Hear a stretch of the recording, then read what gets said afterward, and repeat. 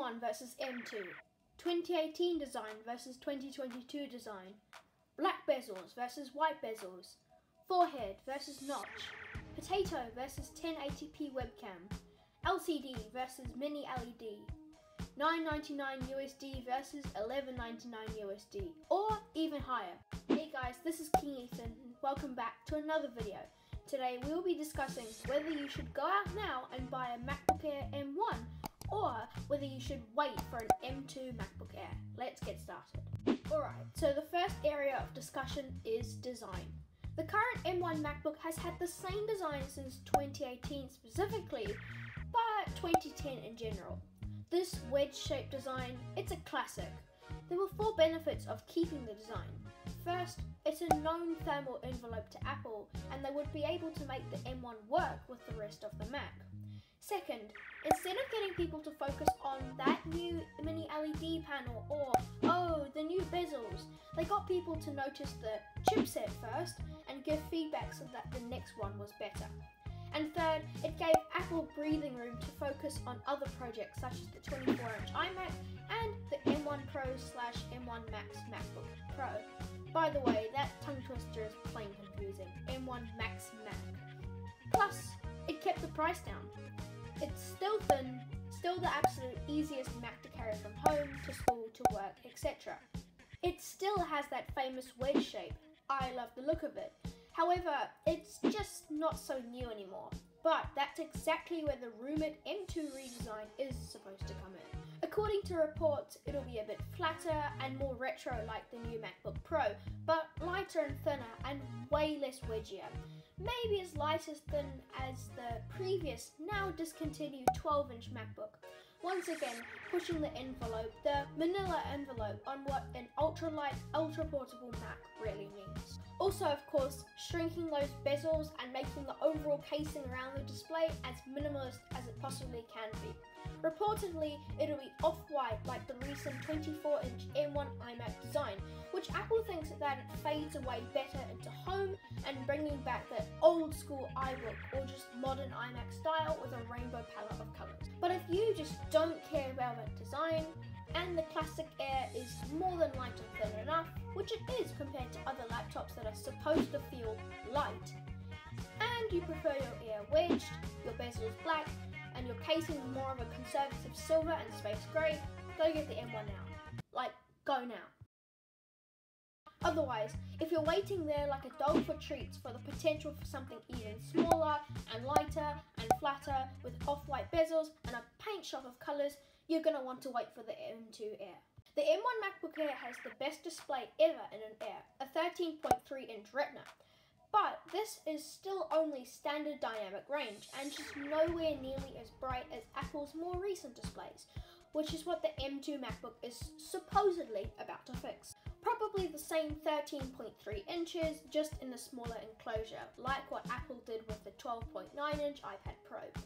Maybe not like the 11-inch iPad Pro or 14-inch MacBook Pro, too small and too big respectively. And maybe they will include a notch, but only if Apple wants to get the bezels as small as possible and also increase the quality of the camera, which you do hope they would improve, hopefully going from a potato to an actual camera that looks good. Also, the M2 display is rumoured to be switching to mini LED, which Apple seems focused on pushing across their whole premium product lineup right now. This will allow for HDR and maybe 120Hz ProMotion. Just a huge escalation of the display all round. So, if the current display is more than enough for your current computing needs, go ahead and get the M1 MacBook Air. But if you're holding on to hope for HDR and 120Hz display, you'd be best to wait for the M2. The M1 MacBook Air has Apple's first generation of custom silicon for the Mac. It's based on the same architecture as the A14 Bionic in iPhone 12, just bigger. Basically, it's an ultra-low power system on a chip, which means that it's ultra efficient to the point of providing 18 hours of battery life. But it also gives higher performance than any other chipset in this class. There's also no fan, so it's ultra quiet. I I video edit on an M1 Air, and from my experience it handles Final Cut Pro 10 quite well, but it does heat up with heavy use. So maybe with heavy workloads it might pay to get the M1 MacBook Pro because it has that fan. But otherwise it's just as ultra fast and ultra responsive as it is quiet and long lasting. But the M2 MacBook Air will have M2, Apple's second generation custom silicon, and if it comes out anytime soon, that means it will almost certainly be based on the same IP and architecture as the A15 Bionic, the one in the iPhone 13. So more efficient performance cores, higher performance efficiency cores, way more powerful and more numerous graphics cores, at least enough to make ultralight video editing at least way less frustrating than it's ever been on any ultralight notebook before. In other words, same if not slightly better battery life, but a whole lot more capability. Unfortunately, there's nothing to suggest an increase in memory, storage, Wi-Fi tech, or any cellular options, etc, etc. If the M1 is more than enough power and battery life for you and your needs right now, go get the M1. But if you want to see Apple squeeze in just a little bit more power into a little less packaging, wait for the M2.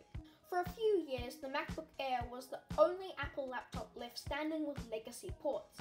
But in 2018, it went all in on USB-C and Thunderbolt, just like everything else, but only 2 ports. That's what the M1 has, 2 of them both on the left with just a 3.5mm audio jack left on the right side.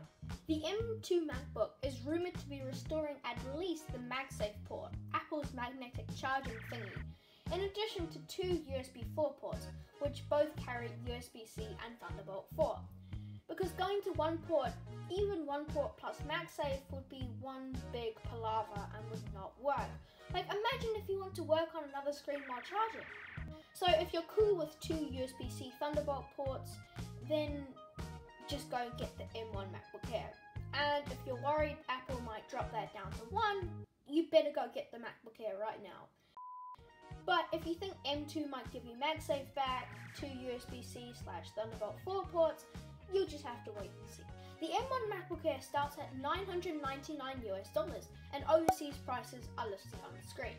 It costs even less with an education discount, or if you can find it on sale, something like $100 less in a few currencies. And that's just been the magically expensive price the whole time. $999 isn't as cheap as low-end plastic PC books, but given the performance, the battery life, the build quality, macOS Monterey, everything that comes with it, this is the exact reason why the MacBook Air is the most popular Mac, full stop. The M2 MacBook might start at $1,099 to cover the increased cost of tech such as mini LED, maybe even $1,199 if there are any other new technologies. So there is a rumour that the M2 isn't meant to replace the M1, but to slide in on top of it as more of a premium option, like the 13-inch MacBook Pro with the new 14 and 16-inch models, at least at first. So if money or time matters to you the most, or you just want an entry-level MacBook Air, you'll want the M1, which is available now. But if you have money and time, and you're going to look for high-end redesigned MacBook, you're going to want to wait for the M2. If you've made it this far in the video, you're going to want to check out my weekly tech productivity newsletter, Tech Tinkering. This is what it looks like. One weekly, easy to implement tech tip which should help you improve your productivity and workflow, a keyboard shortcut per week to help you again make your workflow faster, and a link to my latest video. Simple, no more than that. If you want to subscribe, check out the link in the video description, or head over to KingEthan.substack.com to subscribe, or check out the newsletters before to help you decide whether to subscribe. P.S. You should. Again, thank you for watching this video. If you enjoyed it, hit subscribe and check out my other videos. As usual, see you in the next video.